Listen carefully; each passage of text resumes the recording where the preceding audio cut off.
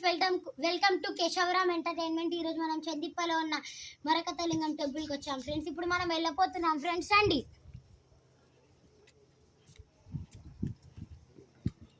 ఇది గజస్తంభం మన ఫ్రెండ్స్, అది ఇంకొక లింగం చూడండి ఫ్రెండ్స్. అది ఈరోజు వెళ్ళిపోతున్నాం ఫ్రెండ్స్.